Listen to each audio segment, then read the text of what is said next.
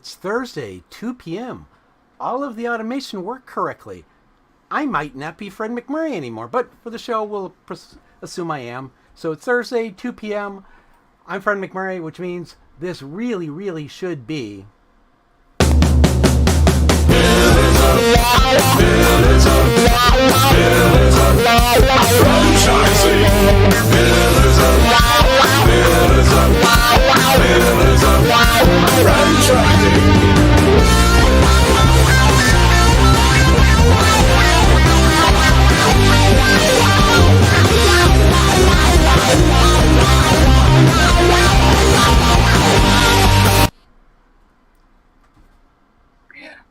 Happy Friday Eve. And oh my gosh, it's the first week of December.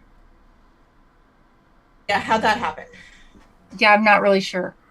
I just know that I missed September and October and November in terms of getting shopping done.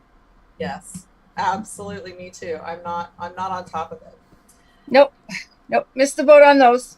Yeah, but I am excited about today's show. If you are new here, we are Pillars of Franchising with Kristen Shelmetzi, our fearless leader. I'm Elizabeth Denham, and we have a jam-packed show today. Oh my gosh. I don't think we've had this many guests in quite some time or this much information to share. So we better get started. Yeah. So what's the word on the street, lady? Oh my gosh. We have so much fun coming up. You know, we have recently been hugely involved with the Titus Center.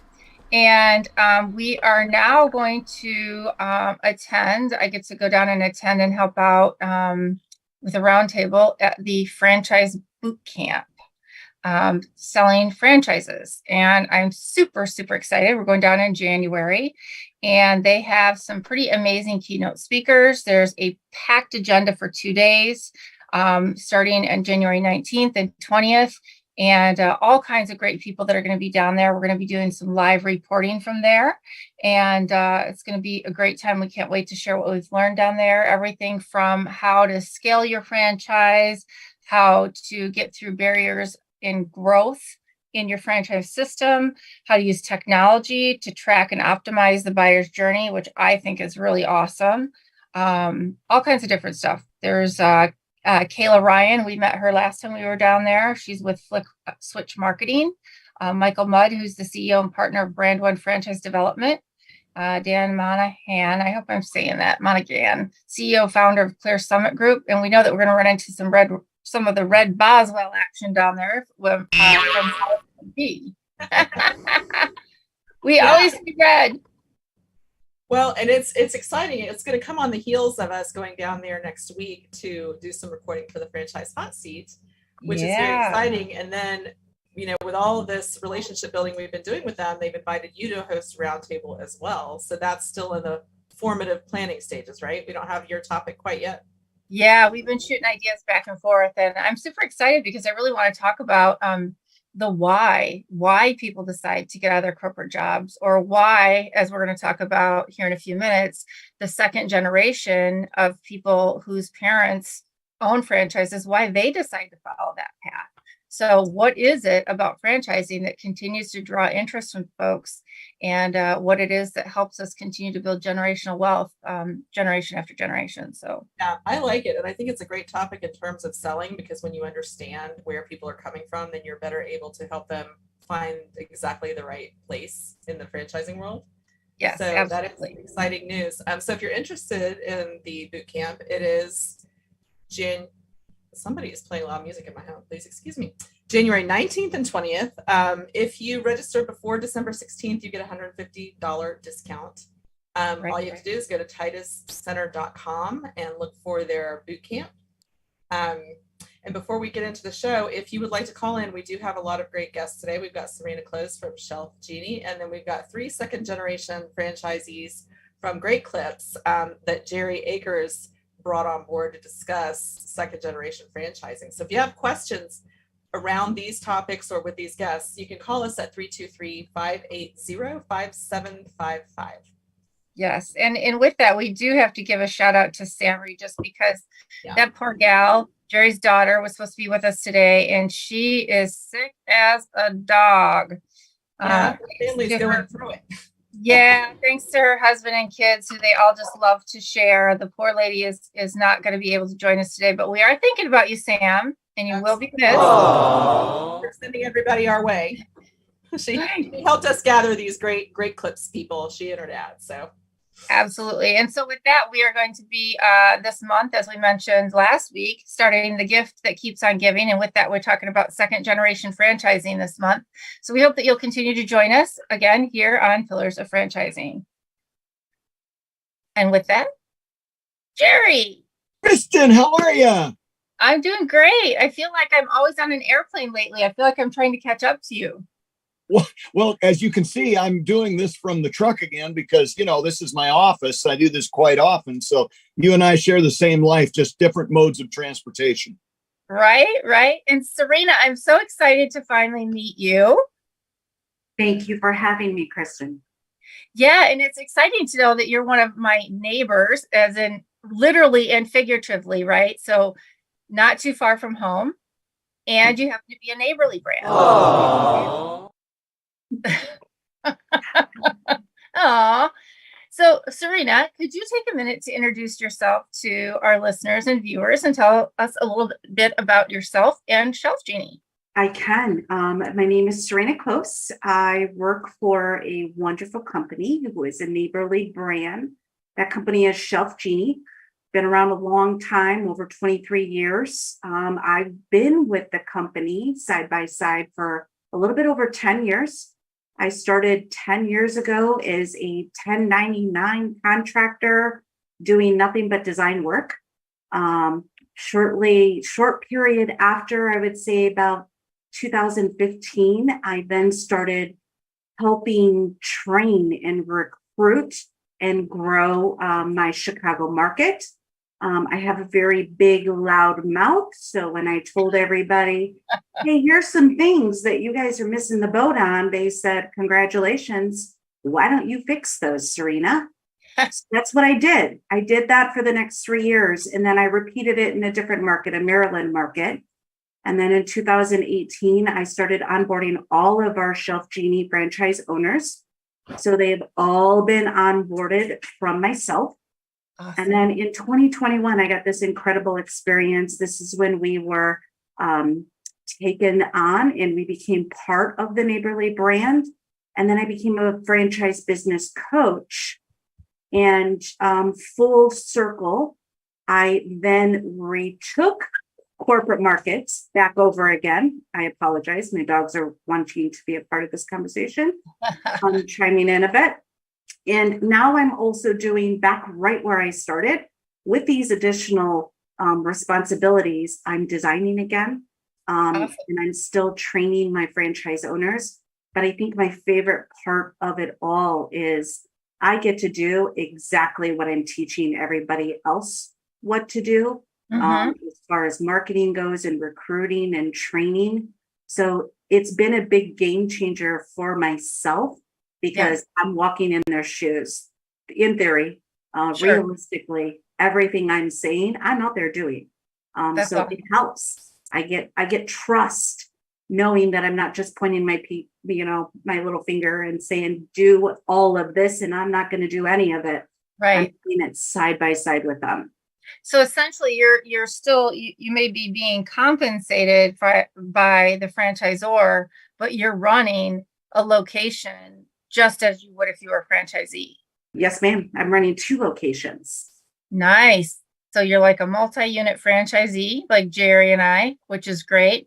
And tell us, what is your favorite thing about Shelf Genie? Because a lot of people may or may not know about Shelf Genie because not all markets have your brand yet, right? We're still looking.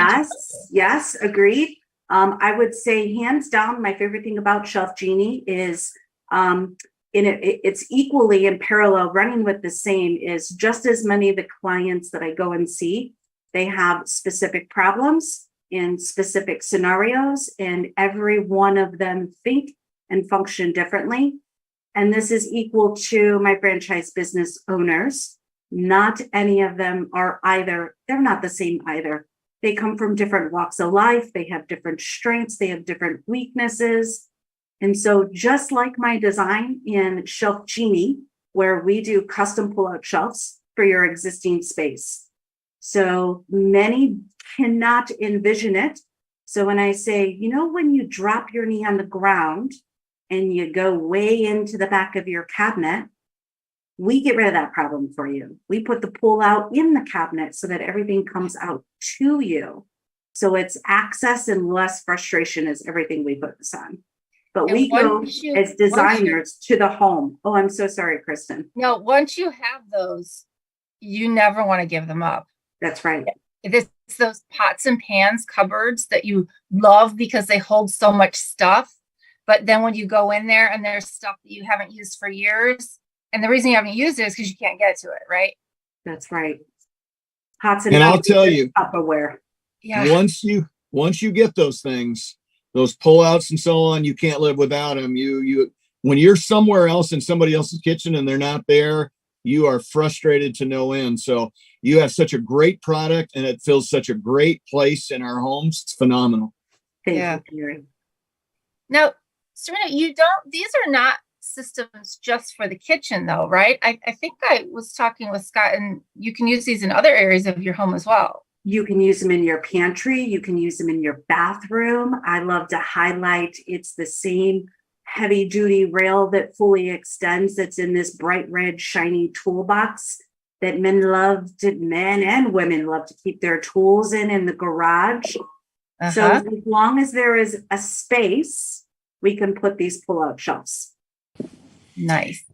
Now, Serena, I want to get into the business side of it for a minute, okay? Because you know, this show is primarily for franchisees and people considering being a franchisee. Now, you were one of those companies that became part of the Neighborly Group, and many franchisees or prospective franchisees worry because that happens a lot in the world today, right? Mm-hmm. So talk to us a little bit about your experience of becoming a part of Neighborly, and I don't mean to put you on the spot, but hopefully some positive things that came out of that for you as well as franchisees. Yeah. Wonderful things came from it. I will tell you this, the fact that we get so many other neighbors that now we have feedback. We have this, you have clients, I have clients. Hey, let's share these clients and help keep our marketing costs down. That right there alone is a game changer. To have people that you can rely on to do home shows and events, game changer. And I think Genie has always stood out in the fact where it's custom. Not only our product, but our model is custom as well, where every person that's looking to buy a franchise is doing it for their own reason. And they all come in with a different why.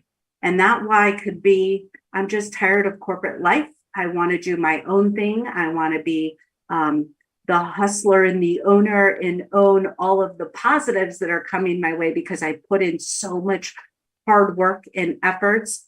I want to be the one that gets everything from that instead of my corporate boss, right? Mm-hmm. And I think in the Shelf Genie world, we have so many different walks of life as a system, as a whole.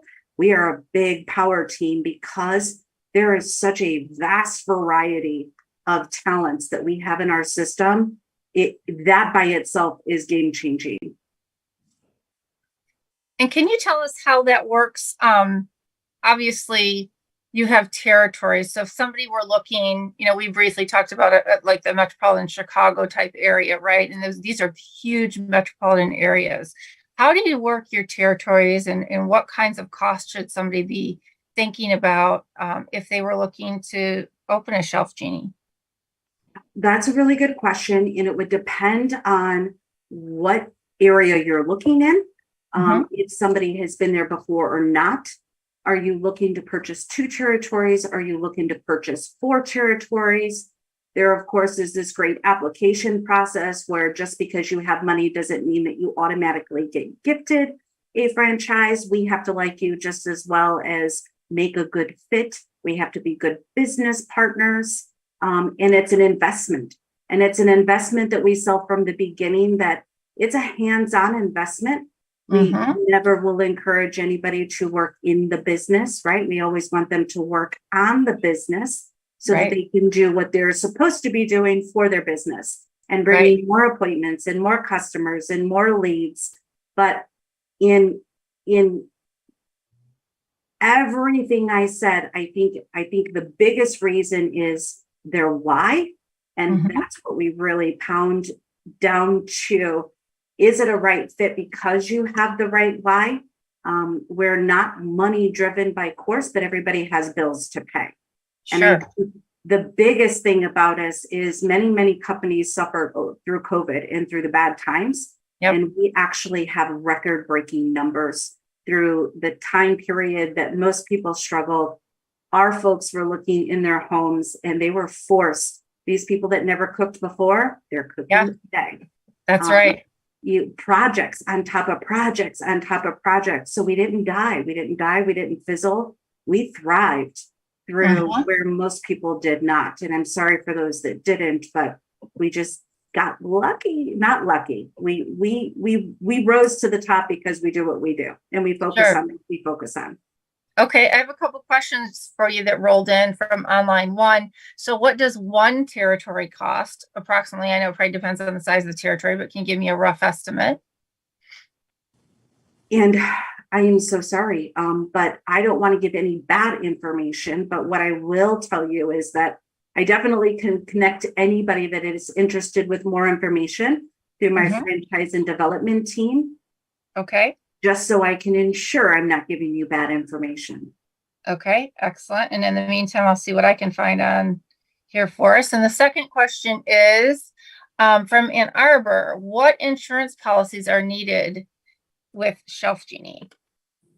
And is this Ann Arbor coming specifically from Michigan, correct? Is that a Michigan? It is. Yeah, and I have to be careful because every state has their own regulations and their own policies. But from compliance, we'll call it insurance minimum requirements. We of course have a $2 million GNL policy. We do workman's comp. We also have auto coverage, fully insured, all insured. We have a subrogation that there needs to be a release to. And what am I missing? I'm missing cyber. Cyber is a new one. Not many people like to add this policy, but in today's society, it's super important to protect yourself and your business. Okay. Serena, go ahead. No, Kristen. please, Jerry. Please go ahead.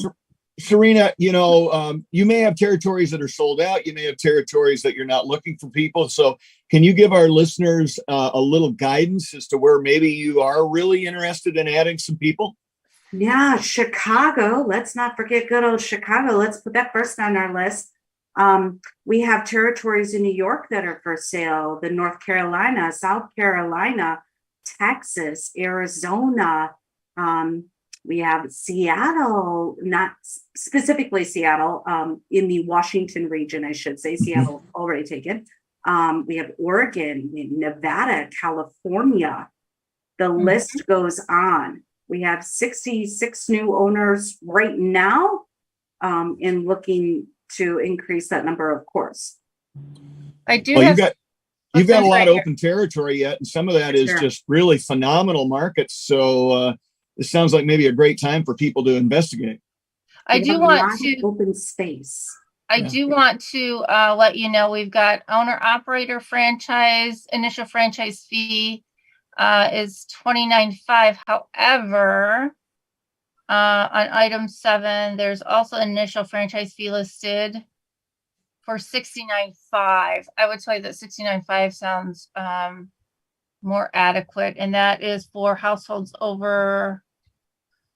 Looks like for households over 250,000 up to a total of 375,000 households. So that looks to be the more feasible territory. So I would plan on it being approximately $69,000 for a franchise fee. And that's per their item 7. And currently today we're selling each one of our territories at 125,000 households. So I'm not sure what you're looking at right now, Kristen, but I just want to make sure that I clear that up. Yeah, this is your FDD. This is your FDD and your item 7. So there is a difference. There is a difference. That fee would be, I would guess, substantially less for 125,000 as opposed to the number that Kristen threw out. So we want our listeners to understand that they need to research it and figure out what their territory looks like. the pricing will probably be different based on population and so on. So and you do have a franchise fee, Jerry, and then you have, so often, like with My Neighborly brand, you have a franchise fee, and then you have an additional fee based on how many households you have. So in this particular case, you have an actual or estimated amount, estimated 29.5, based on 150,000 households. So again, if they've changed and they're awarding at 125,000, because I know that this brand has a lot of, I'm going to call it recalculation going on right now in terms of how they estimate their household counts. That could be why these numbers seem to be a bit different, but certainly work with a consultant, get the latest and greatest FDD. And this is why we say due diligence is so very important.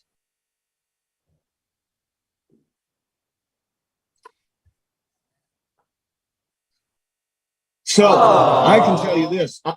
I love what I'm hearing, Serena, about, I mean, first off, you're part of Neighborly, and that's such a solid brand. If I knew nothing about your brand, I would feel comfortable with it. Now that I know something about your brand, again, it expands on that. Lots of territories out there. The pricing seems very realistic. Definitely, those are things that are continuing to grow in people wanting them and trying to use them in their not just their homes, but their businesses as well. Yeah. So I would tell you, if there's somebody out there thinking about something like this, I would say talk to Shelf Genie and see if it's a fit for you, because it sounds amazing. Yeah, and the continued service that you get from people like you, Serena, out there in the field doing the job, those are things that you can't measure, right? And often the first few years that people really need help, having somebody that's walking the talk every single day, again, you can't place a dollar value to that. Agree. Thank you. So, absolutely. Thank you so much for taking time with us today. And I hope that you come back and see us again. And I'm very excited to run over to Elgin and find you one of these days and actually take a look. One thing we didn't talk about, and I want to make sure we do briefly, is there an inventory or anything that you have to carry at Shelf Genie? It is not. It is very low overhead. We don't do stores. We don't have a mass unit of vehicles that you need to purchase. It is your own vehicle that you do have to have a Shelf Genie wrap. We work from our homes, and we don't have any product until we build it. It is our designers that are out there designing it with the client in their home, in the problem space, at their kitchen table. It is not a one-size-fits-all product. That is where we shine. It's specifically built and designed to your needs, your function, and your cabinets or your space. And then we build it, and then it is shipped, and then it's installed. Awesome. I need to get me some Shelf Genie. Shelf Genie is going to save my back and my legs, let me tell you. What are you doing next Wednesday at 10, Kristen? I'm happy to come over. Well, if it's not a Thursday, I'm available. We'll connect. Thank you very much for the invite. I truly appreciate it. Jerry, it was very nice meeting you. Nice to meet you, Serena. Thank you so much. You're very welcome. Have a wonderful day. You as well. Thank you. Hey, franchise owners. How's your local marketing? Do you feel like you could use some help keeping up with your social media posts and comments and reviews? Do you wonder if you could be doing more to attract local customers? Are you able to identify new move-ins to your local area? At Westvine, we help franchisees like you reach more local customers through digital marketing.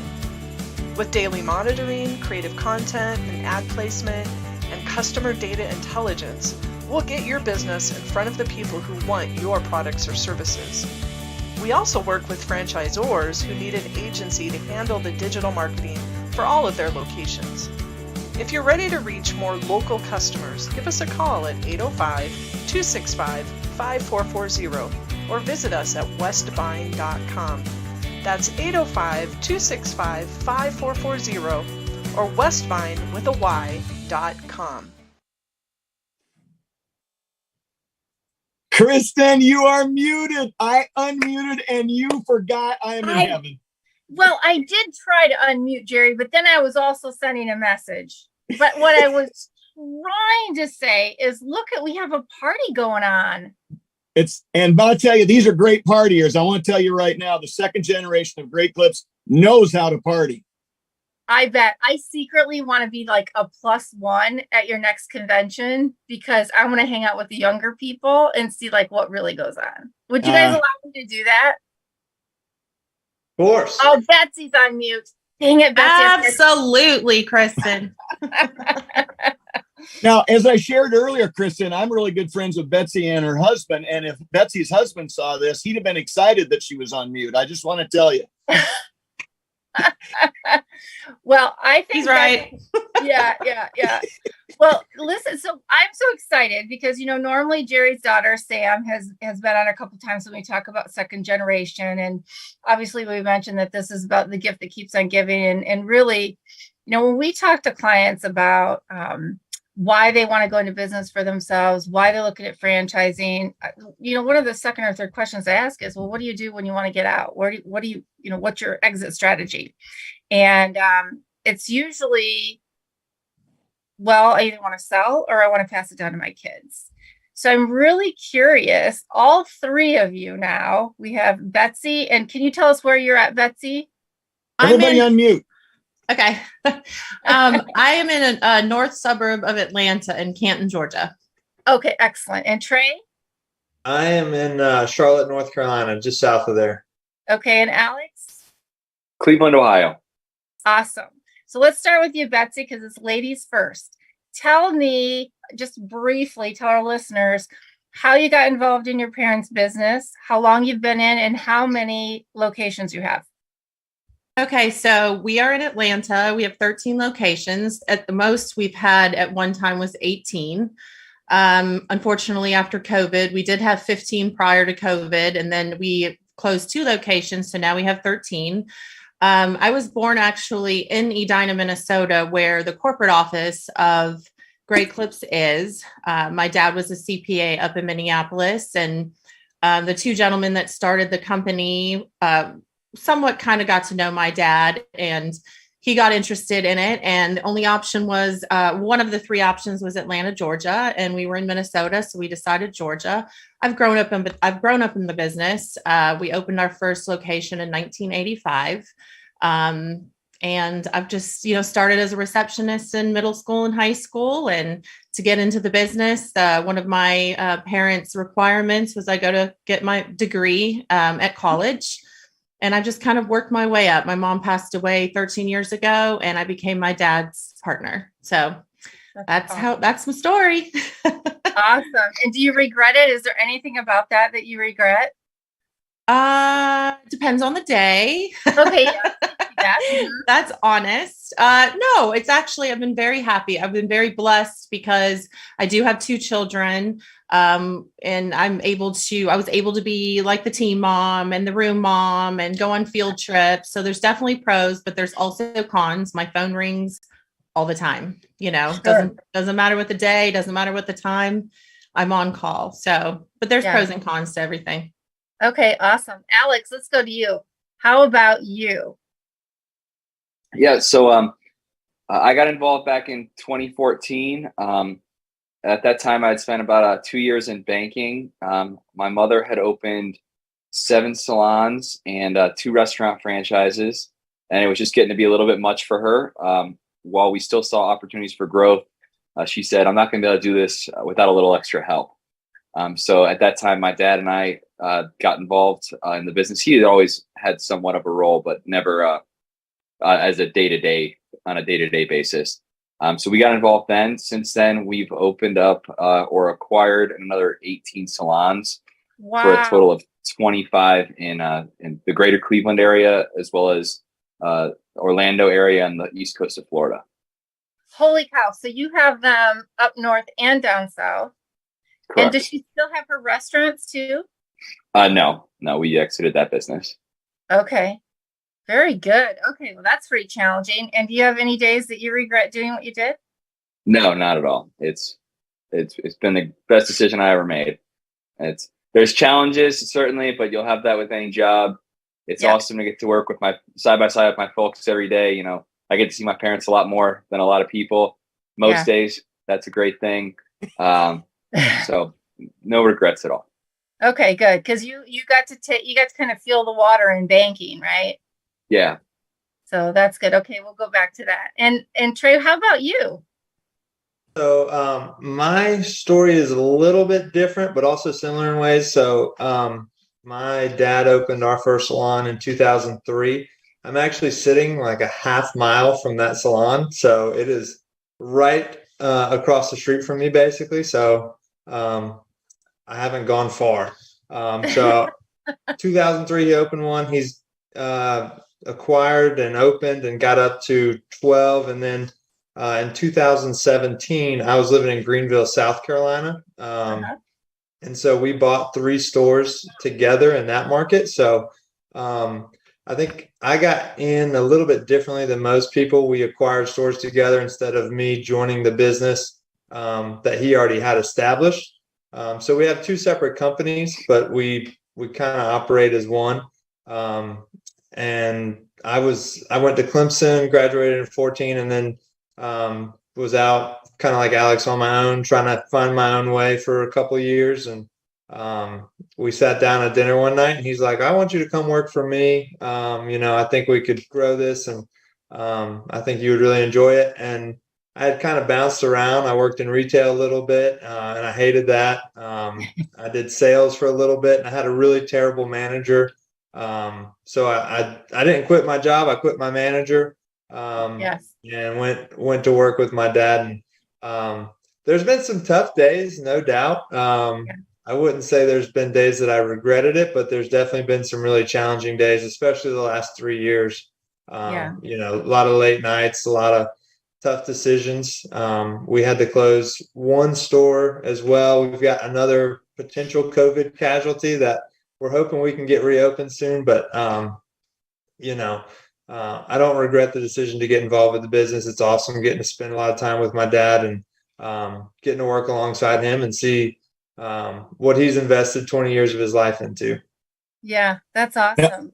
Now, I've got an interesting spin on this that I want to bring out right now again, because remember, I know all the players in this situation right now. Betsy's in a unique position because she was involved from when she was very young, and she, with her mother passing, that probably helped accelerate some of the involvement and so on.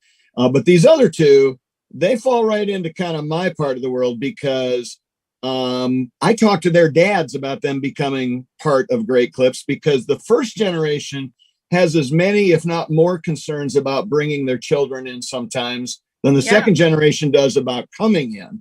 So it's interesting for me, having watched these 2, but many others, that I was talking to their family about them coming in, because the parents always want to know how you did it and how did it work, and do you have any regrets, and some of those kinds of questions, like what you're asking these fine young people, Kristen. But I can tell you, I can't think of a single situation over the years where the parents haven't been just as excited or even more excited once it started moving forward that they made that decision. So I want these 3 to talk a little bit about their parents and what's changed with their parents' lives having the second generation involved.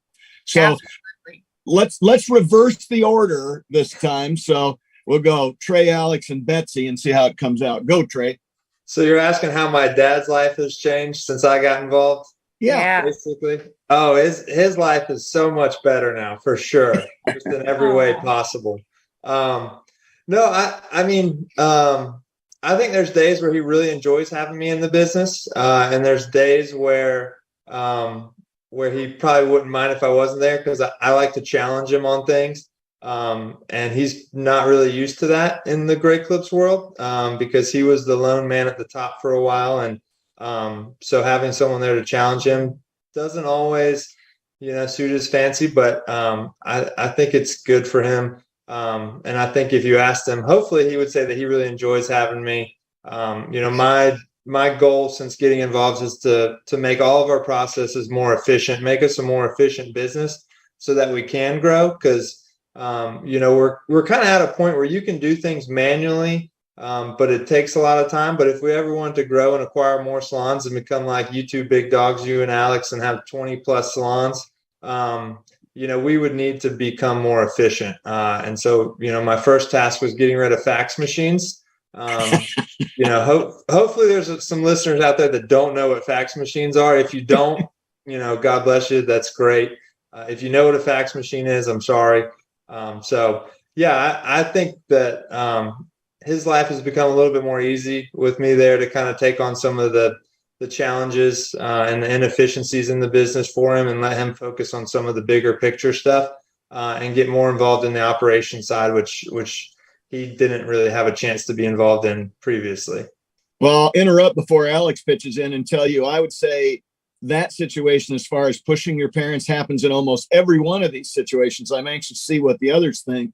But my daughters, if you don't think they push my buttons through this process, you are grossly mistaken and are still pushing my buttons. So we've all lived that just a little bit, Trey. Yeah. Alex, what do you have to add? Well, Jerry, I'll say we meet once a year as a group just to brainstorm new ways to push your buttons. So it's part of our meeting.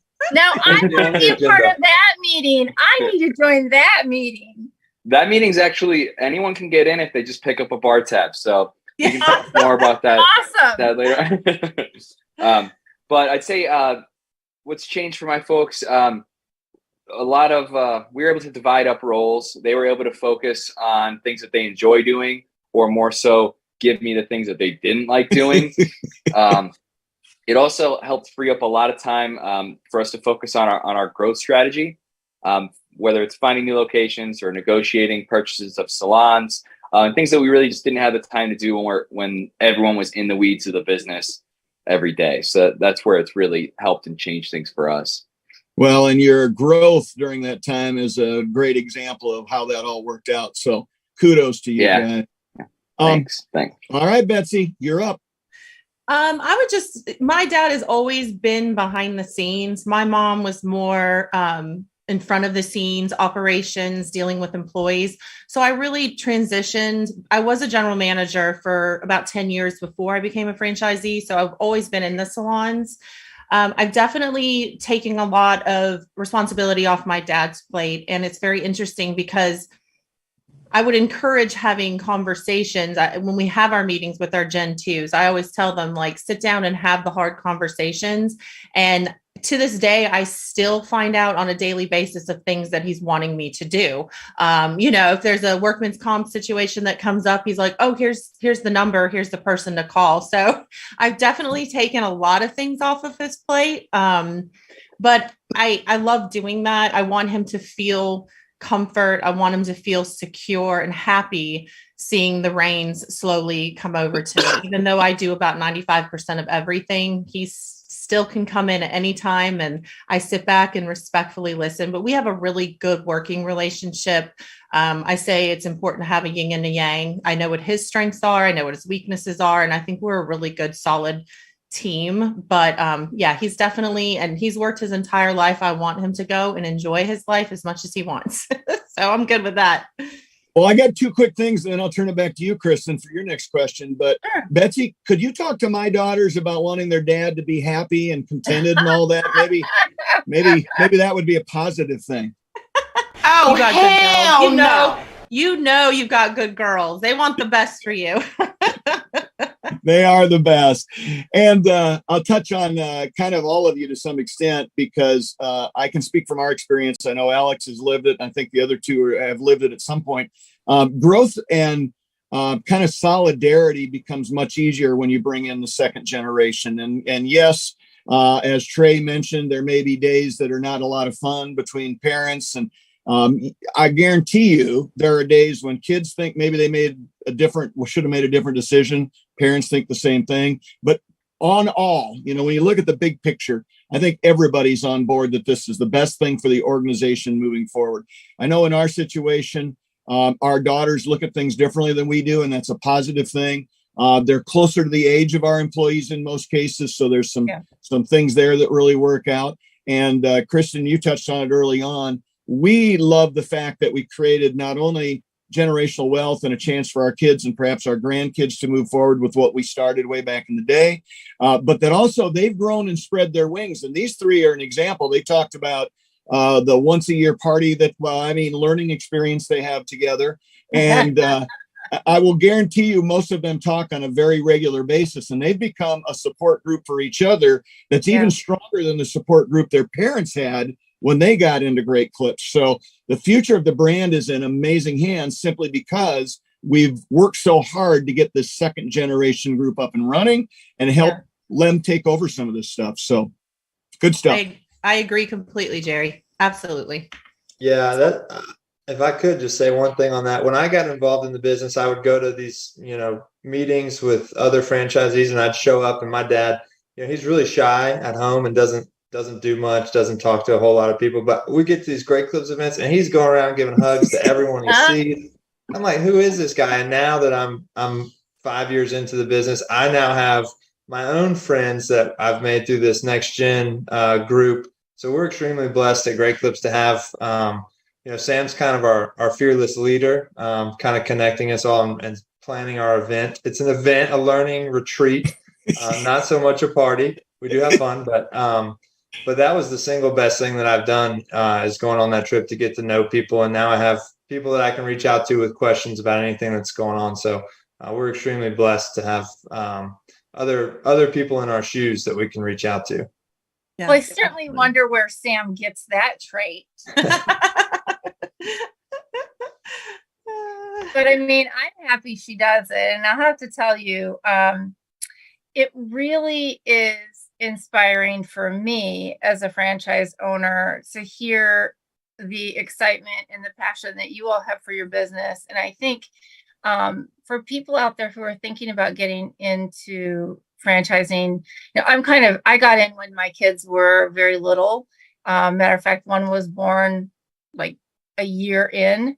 And, we're at that point right now where my middle son is 16. And he's like, well, when is that next franchise thing, Mom? Do you think I can go? Because I said, hey, there are other teenagers your age and a little bit older who are going and they're starting to learn about the business. And he's starting to take some business classes in high school. And I said, you're going to have to go to school. I want you to do that, right? I think that's really important. It's the right thing to do. But I also want him to be able to start exploring what are some of these options, right? Because what do you all think if you didn't step into your parents' businesses? What do you think they would do with them? Would they just sell them? I think so. Yeah. I think it probably would have been and a lot of people do look at it as a retirement plan, but that's something that was always, my parents didn't want to have business partners. They always wanted it just to be the two of them.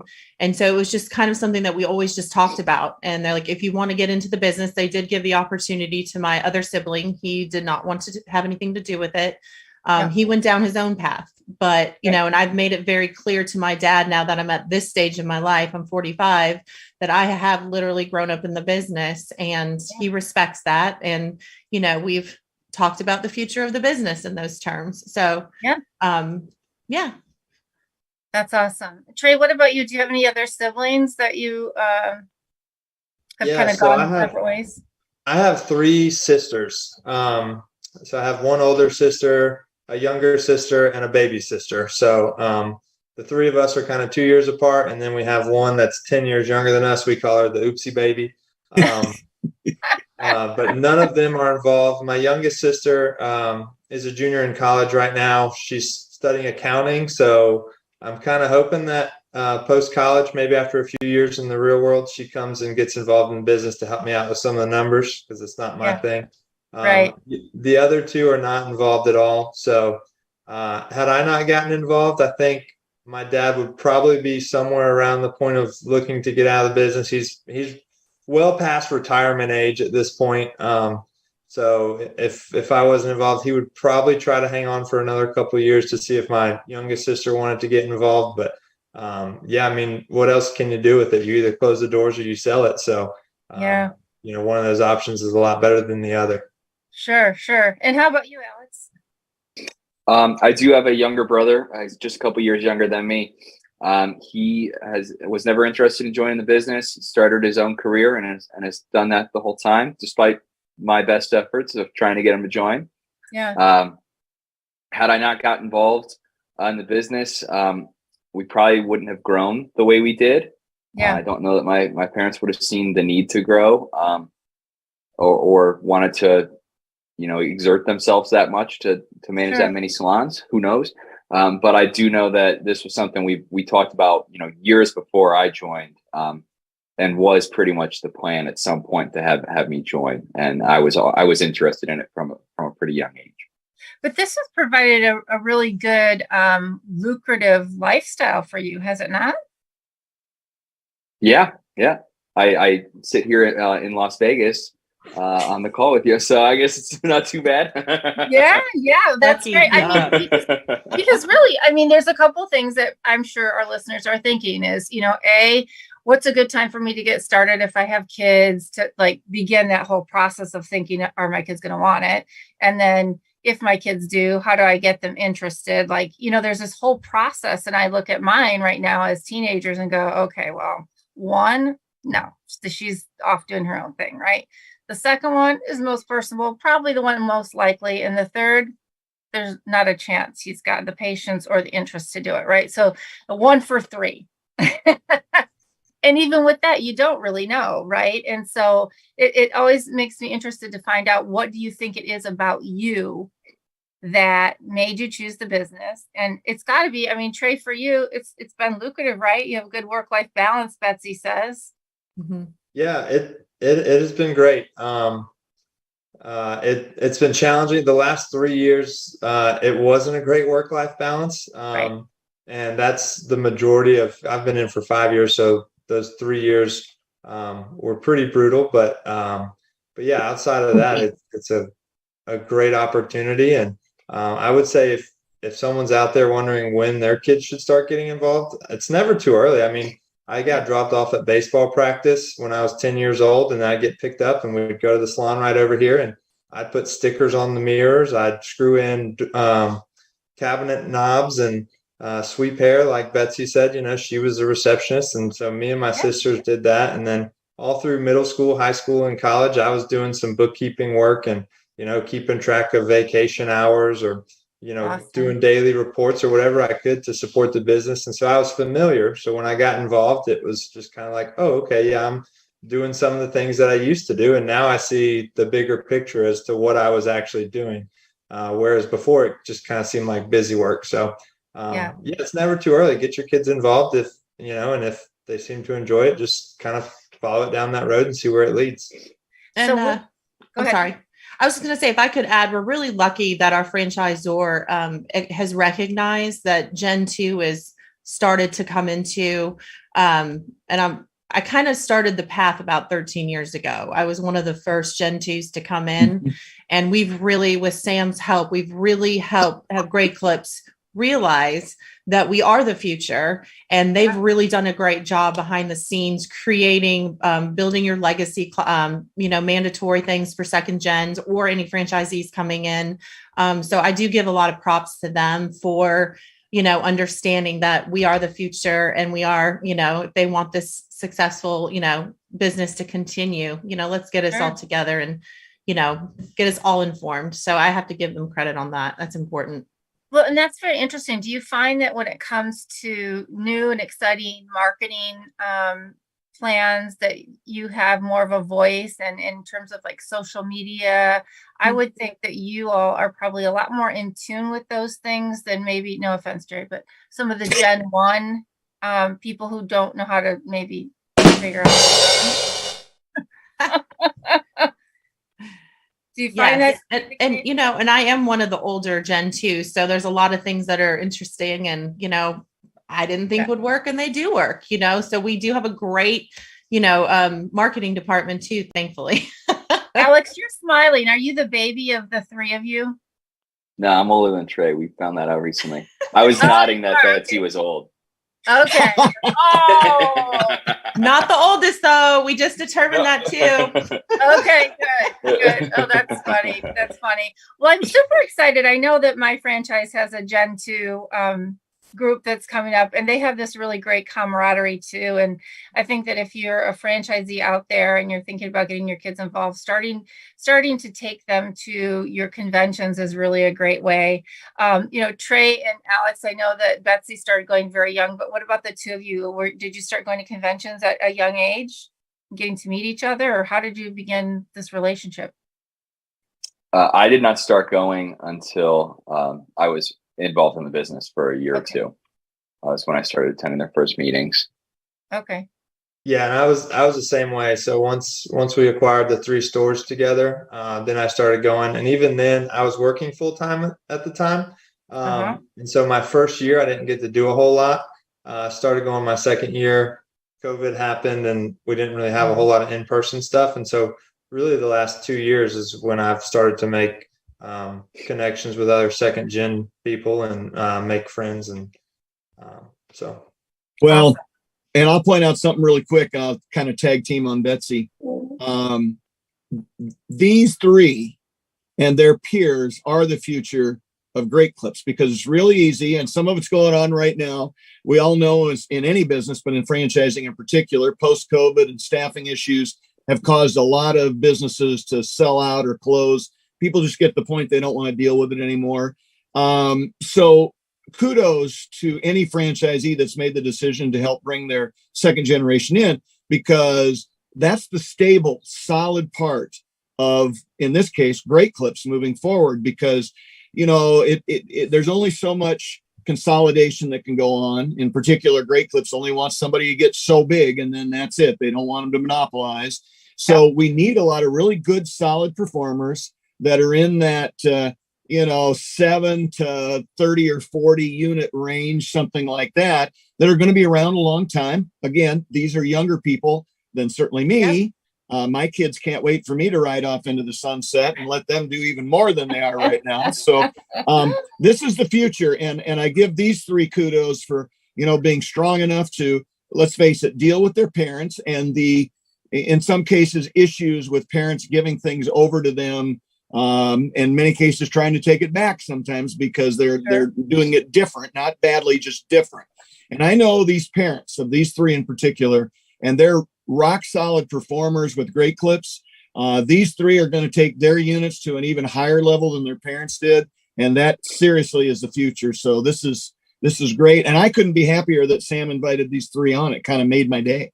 Oh, yeah. Yeah. So I'm going to start with Alex. I'll go to Betsy and Trey. I want to know what kind of advice you have for young people out there whose parents own a franchise in terms of getting started, getting interested, or jumping into the franchise business.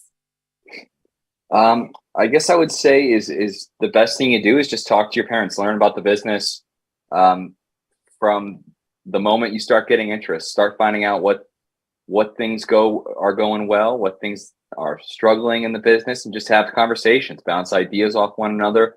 That was kind of where I started with my father. We'd drive to work together, and he would sit here and just pick my brain on how to handle situations that are going on in the salons. And that really, it helps you know what you're getting yourself into, and if it is something you'll be interested in. So I think that's a great place to start. Thank you. Betsy? I think a lot of us have in the past, and some currently, new second gens coming in, we kind of fight with this whole silver spoon mentality that can easily be given to us. And I think that was something that was very concerning for me. I was a franchisee, 13 years ago, but I did not change the bottom of my email to franchisee. I kept it as general manager until I felt like I really earned it. And that is going in from day one, even when I was a teenager, and doing the jobs that you don't want to do, cleaning the toilets, cleaning the baseboards, doing the grunt work. And that's how you're going to earn the respect from not only the employees, but the managers. And they see that you're not in it as a, silver spooner. You're actually in it for the long haul, and creating that culture, asking the questions, having the hard conversations with your parents, and sitting down and saying, where do you see yourself? How are we going to transition this? And knowing that you guys have strengths and weaknesses, and it's okay to have the weaknesses, and lean on other people to learn, about those weaknesses that you may have. And nobody's expecting you to know it all. You just have to be available and open to, to learn. That would be my advice. Very good. And Trey, how about you? Yeah, those are 2 great pieces of advice. Kind of like what Alex was saying, just start having conversations as soon as you think you might be interested. The way it went for me was anytime me and my dad would be together, we're big Clemson fans, so we'd be riding to games, and he'd come down and go to dinner while I was at college, and I would just ask questions. How's business? What do you do with X, Y, and Z? I'd go with him when I was home to, meet with employees. I just would kind of be a shadow for a while. And you don't have to have everything figured out when you get involved. Start asking what you can do to help, just to get your feet wet without fully committing. What reports do you need help with? Find your strengths and ask, how you can use your strengths to help the business, even if it's just on a part-time role. And then just kind of keep going.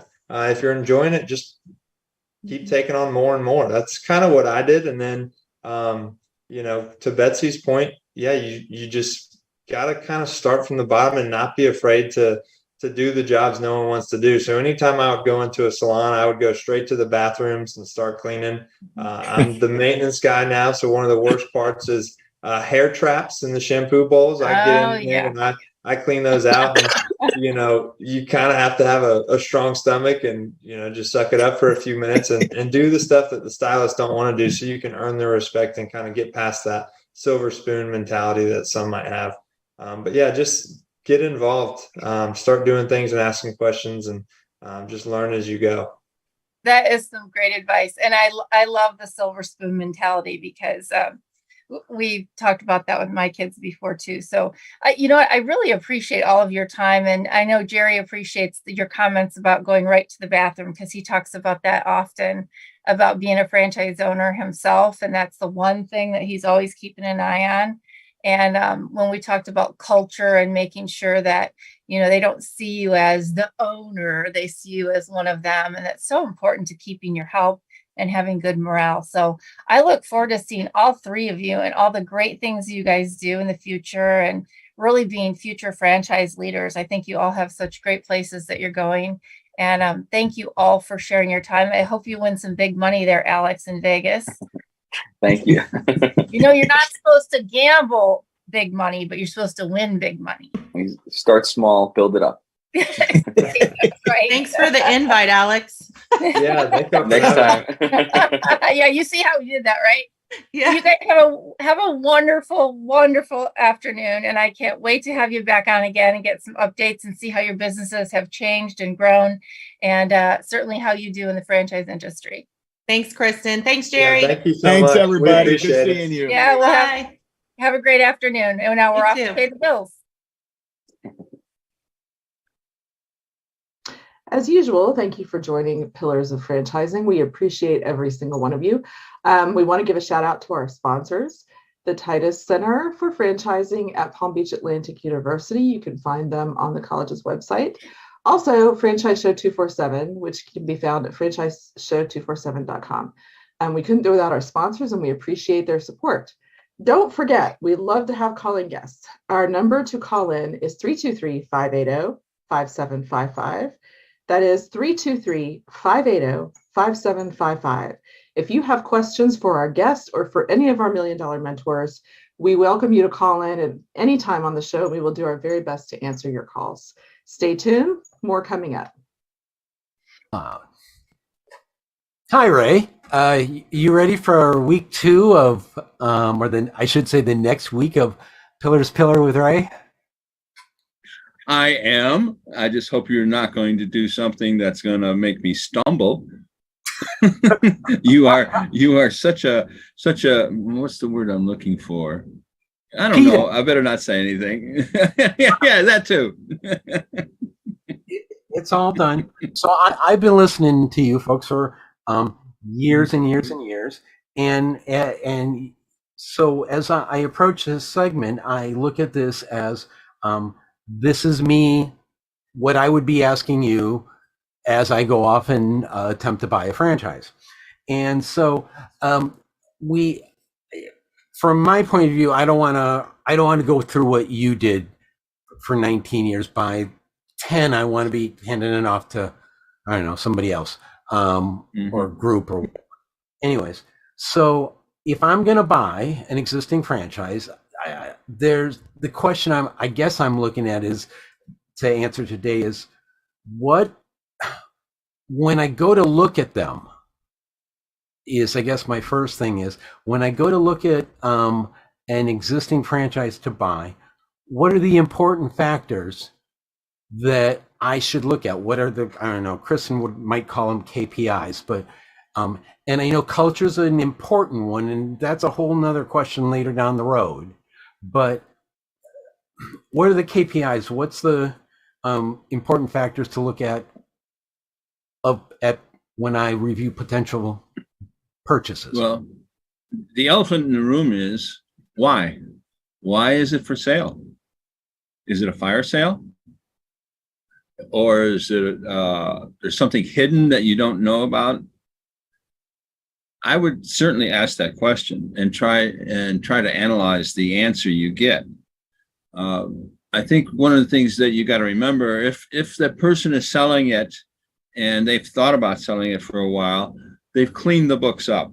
Okay, so there's no you're going to see ideal numbers if person selling it is doing their homework.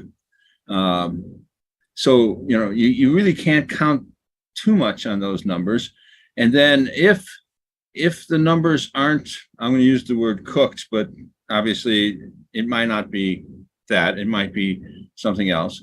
If the numbers look okay, how can you improve on those?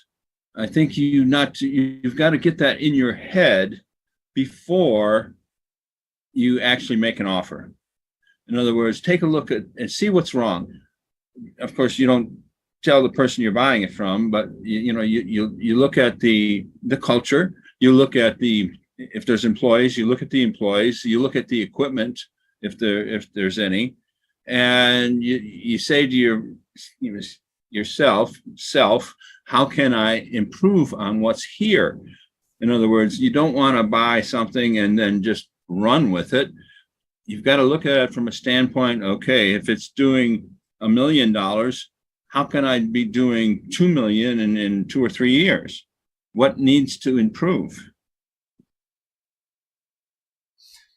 Okay, so I like that. And as a follow-up then question is, so let's answer one of the, so I know we got to keep the segment short, but so you hit a couple of things in there that I really thought were great.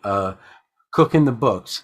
One of my questions is, and I don't know, maybe we bring in one of our past guests as a brief person from the accounting for me to say, how do I look for cookbooks? Cooked books. Please, people, don't send me in cookbooks. And all those things. But I guess, so I know when Jerry Akers bought their Great Clips, he always said that he didn't want to learn how to cut hair, which is you're working in the business or working on the business. Mm-hmm. He wanted to diversify for income. So how does that play when you say, because I agree with you, if I, in a lot of ways, my head would be, I want to go in and make a difference and make it improve. But if I'm looking for income diversification, I guess how much improvement, you said 2 years, can I make it 1.5? Right. How does that play into your example? Well, you got to start thinking about it. Think with the end in mind. Start with the end in mind. In other words, okay, you look at the guy's books. You figure. Oh, okay. So a year and a half ago, all of a sudden the numbers dramatically improved. That's kind of a clue right there that he's giving you numbers that could be slightly inflated, and then take that number and put it in your head and say, okay, if I do A, B, and C, I could probably double that in a year and a half or two, but you've got to have that in your head. In other words, when you go to sleep at night, like some of us crazy people do, they start thinking about things like that. You're muted. No, I wasn't. I'm thinking sleep. Go. You mean if I get this franchise we're talking about, I can go to sleep? Yes, one of my life goals. So, All right. yeah, I know that some of us don't do that, but I do. I still do think about, how can I improve things. So what you're saying here is in this segment of one of the KPIs, one of the factors to include is what's the room for it to grow to where I want it to based on the involvement I want to put into Yeah, it. you can't put numbers on that So in because other it words- depends on the business. I mean, if you're buying an existing $3 million business, obviously those numbers are going to be different than one that's making $200,000 a year. Okay, I get it. Mhm. Any other final topics on KPIs or factors to review before buying a franchise? Yeah. Existing franchise. I'm sure we can get somebody on that can qualify some of the things I'm saying, but probably, oh gosh. Yeah, we probably need to have someone take, I know what I want to say. I want to say, see if you can find a similar business that is about the same income range, okay? And compare those KPIs with your KPIs.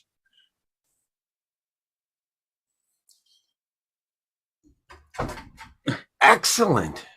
And that should be able to be done by when you do your due diligence, yes. which And of the course, FDD, due diligence is a whole nother subject. You definitely need to be doing that. You need to be talking to people. If it's a franchise, other franchise owners, if it's an independent business, you need to be talking about people that surround that business or in that type of business. All right. And and that's a topic we're going to hit to later. But I just wanted to say that even buying a franchise, you still got to talk to other franchisees via the FDD. Absolutely. They can tell you what you're in for. And that was your point. Yep. All right. See you next week, folks, on another episode of Pillar with Ray. Choose the right opportunity.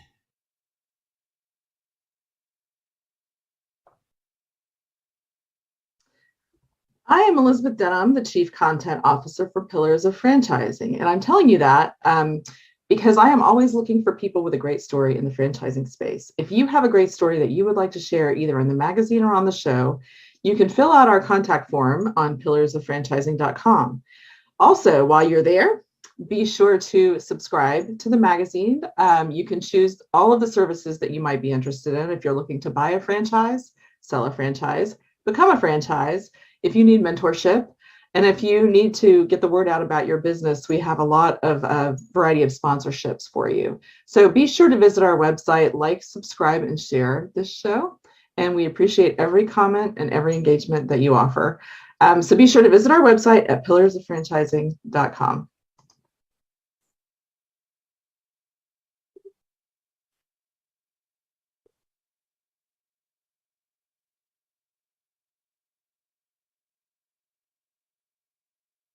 Kristen, would you like to re-say that, but so people could hear you? Or would you like to be called Elizabeth? Holy moly. Again, is it Friday yet? Yes. So run away! Oh boy, it's past 5. We want to thank you all for joining us on Pillars of Franchising today, and especially our special guest, Serena Close with Shelf Genie. And a huge thank you to our group of Great Clip second generation, Betsy Mishumina. I know I slaughtered that, Betsy. I'm so sorry. And to Alex Harris and Trey Bullard.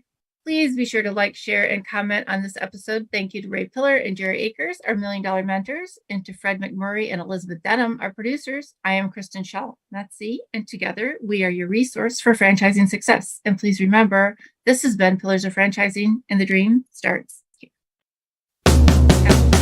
Pillars of